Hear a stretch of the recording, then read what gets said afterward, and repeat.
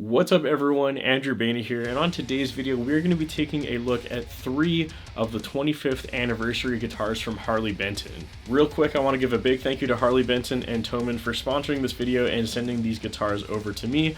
Of course, I will try to remain as unbiased as possible. And after you watch this video, if you're interested in buying any of these 3 guitars, please check out the links in the description and the pinned comment below. If you decide to grab one of these guitars or anything else on Thomann, using that link is actually an affiliate link, so I get a little bit of kickback from that, so that would be much appreciated. With that out of the way, what I'm going to do in this video is first show you how all 3 of these guitars sound in a full demo mix. In this video, I of course have the Fusion T, the Fusion 3, and the SC over there. I've used all 3 to construct a short demo song. It's all in E standard, which is very weird for me to do, but it was a fun writing challenge. And pretty much the way that I ended up doing this demo is I used the Fusion T and the SC as the rhythm guitars, so they're panned hard left and hard right, and then I used the Fusion 3 as kind of like the lead and clean tone. So I'm going to show you how all 3 guitars sound in a full demo mix. Then we're going to come back and talk about the specs and features of all 3 instruments. After that, I'll show you some tone clips with all 3 guitars. I'm not going to be going through every single feature on every guitar because otherwise this video would be like an hour long,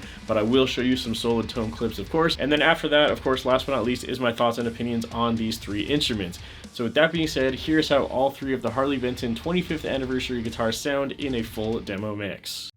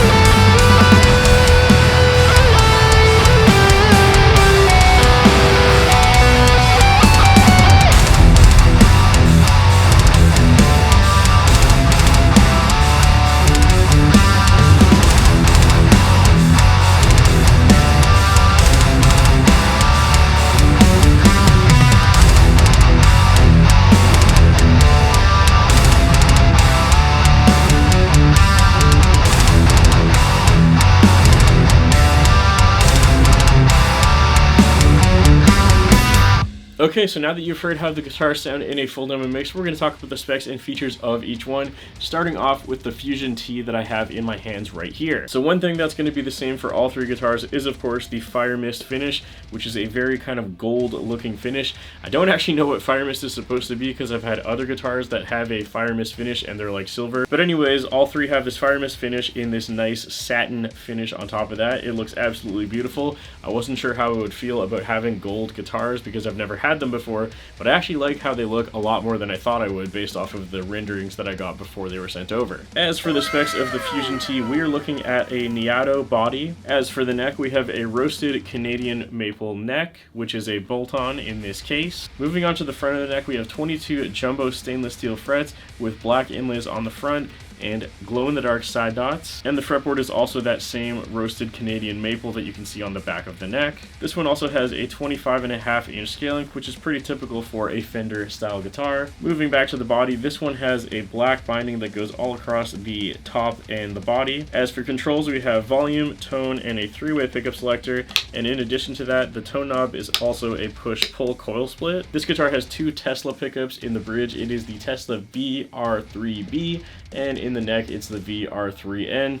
So same pickup, but one is bridge, one is neck. Last but not least, for the hardware, we have a Wilkinson 2-point tremolo bridge on the bridge, and then on the headstock we have locking tuners, which are proprietary to Harley Benton, but they seem to work pretty well just the same. Okay, now we're going to move on to the next guitar in the 25th anniversary collection. This one is the Fusion 3, which is fairly similar to the Fusion T with a few differences, and we'll talk about those right now. So starting off with the body, again, same body material, which is Niato in this case, with the roasted maple fingerboard and neck. Back to the fretboard, once again, black dots on the front, glow-in-the-dark dots on the side, and this time it has 24 stainless steel frets, which are made of the same material as on the Telly style guitar. Moving on to the hardware and pickups, this time around we have different Tesla pickups. We have the VR2B, the VR1M, and the VR1N. We have a 5-way pickup selector this time instead of 3, volume and tone, and again, the tone knob is a push-pull for coil split. Once again, the same Wilkinson 2-point tremolo bridge right there,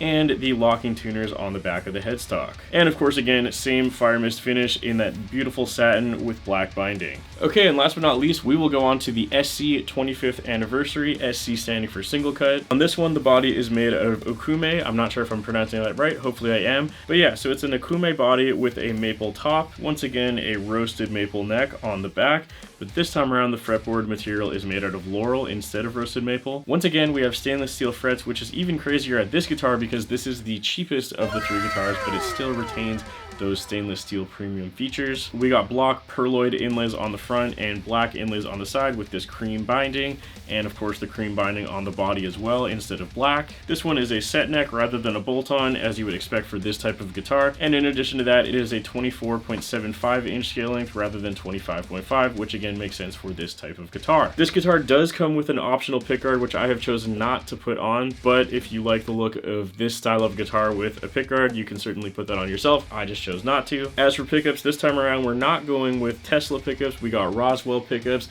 and that is the Roswell LAF Alnico and LAF Alnico 5 in the bridge and neck respectively. As for the controls, we have 2 volume, 2 tone, and for both of the volume controls they are push-pull for a coil split feature. And of course up top we have a standard 3-way toggle switch up there. We got a Tune-o-matic style bridge in the back and locking tuners up top, which are Kluson style, but are once again Harley Benton's own proprietary brand.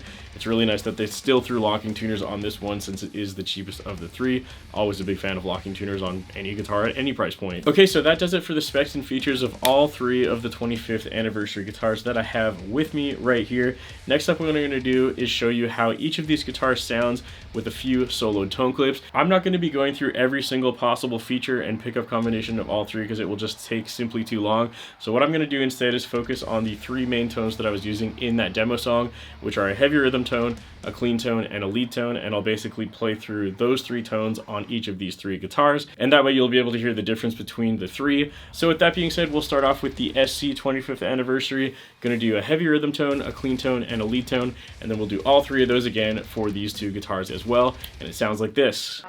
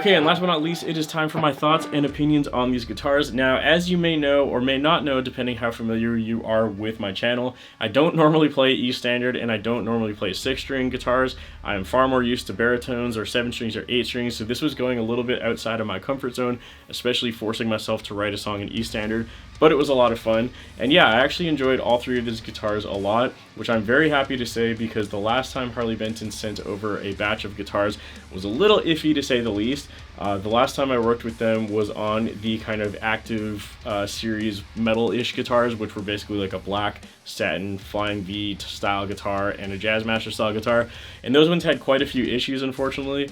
Keep in mind those were a lot cheaper than these, but I'm very happy that this newer batch of Harley Bentons that came in was a lot higher quality and felt more like what I would have expected from them.